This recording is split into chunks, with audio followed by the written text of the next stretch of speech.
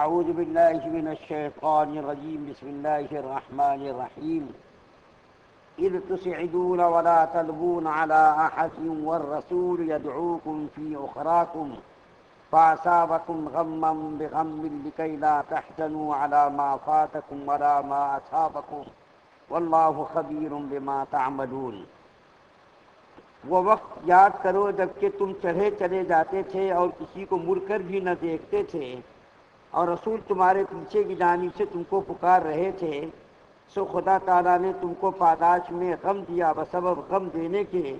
تاکہ تم مغموم نہ ہوا کرو، نہ اس چیز پر جو تمہارے ہاتھ سے نکل جائے اور نہ اس چیز پر جو تم پر مصیبت پڑے، اور اللہ تعالیٰ سب خبر رکھتے ہیں تمہارے سب کاموں کی۔ سورہ آل عمران کی 153 نمبر کی آیت آپ کے سامنے پڑھی گئی، اس کا ترجمہ بیان کیا گیا۔ اس آیت کریمہ میں اللہ تعالیٰ نے مسلمانوں پر جو غم ڈالا، اس غم کا تذکرہ اللہ تعالیٰ فرما رہے ہیں۔ سب سے پہلی چیز تو یہ جو بار بار ذکر کی جا رہی ہے کہ مسلمانوں کو اللہ تعالیٰ نے غزوہ احد کے موقع پر بڑی زبردست فتح یابی سے ہمکنار فرمایا تھا، لیکن تھوڑی سی چوک ہو جانے کی وجہ سے اس فتح کو اللہ تعالیٰ نے شکست سے تبدیل کر دیا۔ اس آیت کریمہ میں اسی واقعے کی طرف اشارہ ہے کہ جب مسلمانوں کو شکست ہونے لگی تو مسلمان ادھر ادھر متفرق ہو گئے، منتشر ہو گئے، بھاگنے لگے، راہ فرار اختیار کرنے لگے۔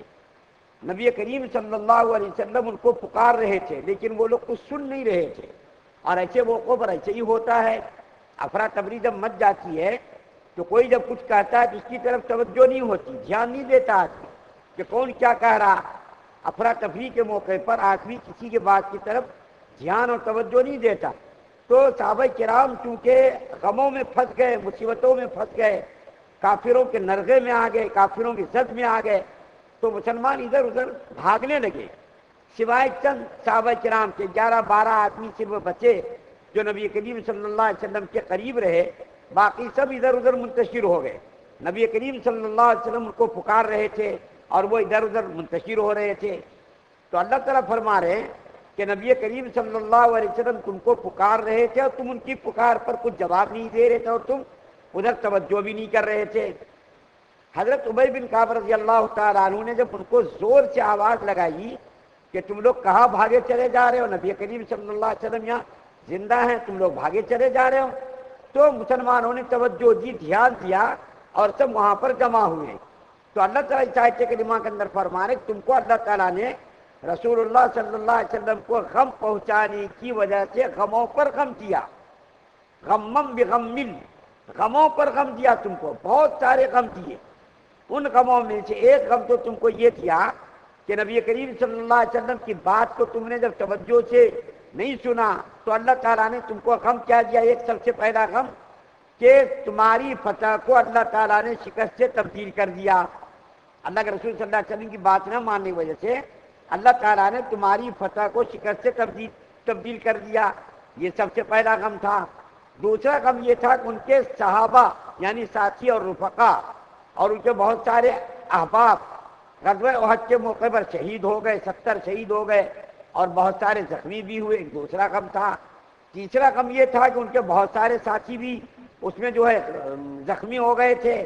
چوتھا غم یہ تھا کہ نبی کریم صلی اللہ علیہ وسلم کے دندان مبارک بھی شہید ہو گئے، اور ایک ان کو یہ غم یہ پہنچا کہ نبی کریم صلی اللہ علیہ وسلم کی شہادت کی جھوٹی افواہ پھیل گئی اور نبی کریم صلی اللہ علیہ وسلم زخمی بھی ہو گئے۔ یہ بہت سارے غم اللہ تعالیٰ نے ان کو دیے۔ اس کی وجہ یہ بتائی گئی کہ انہوں نے نبی کریم صلی اللہ علیہ وسلم کی باتوں کی طرف دھیان نہیں دیا،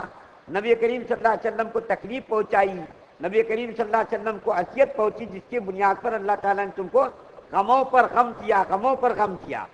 ایک حکمت اس کی یہ بتلائی گئی کہ اللہ تعالیٰ نے ان کو غموں کے اندر مبتلا اس لیے کیا تاکہ آئندہ قیامت تک آنے والی نسلوں کو معلوم ہو جائے کہ جب کوئی غم اور مصیبت پہنچے تو کیا کرنا چاہیے۔ مسلمانوں کو صبر کرنا چاہیے، صبر کا دامن کسی حال میں بھی مسلمانوں کو نہیں چھوڑنا چاہیے۔ اور ایک یہ بات اس آیت کریمہ کا اشارہ کیا گیا کہ تم نبی کریم صلی اللہ علیہ وسلم کو تکلیف پہنچاؤ گے،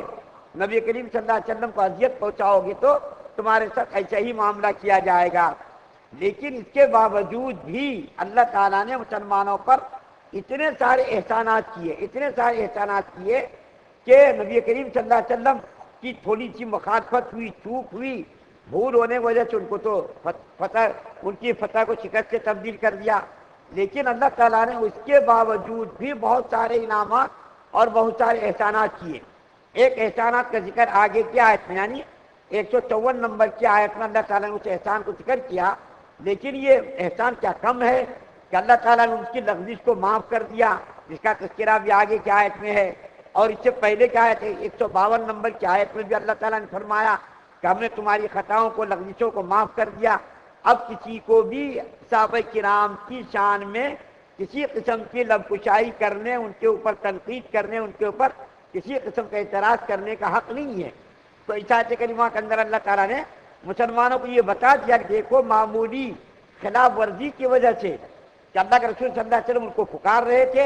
اور وہ لوگ بھاگے چلے جا رہے تھے، پہاڑوں کی طرف ادھر ادھر منتشر اور متفرق ہو گئے تھے، تو تم کو بھی یہ چاہیے کہ تم بھی یہ کوشش کرو کہ اللہ اور اس کے رسول صلی اللہ علیہ وسلم کی معمولی مخالفت بھی لازم نہ آئے، بلکہ زندگی کے اندر اللہ اور اس کے رسول کی مکمل تابع داری ہو، مکمل اطاعت ہو۔ معمولی مخالفت بھی ہوگی تو بڑے سے بڑے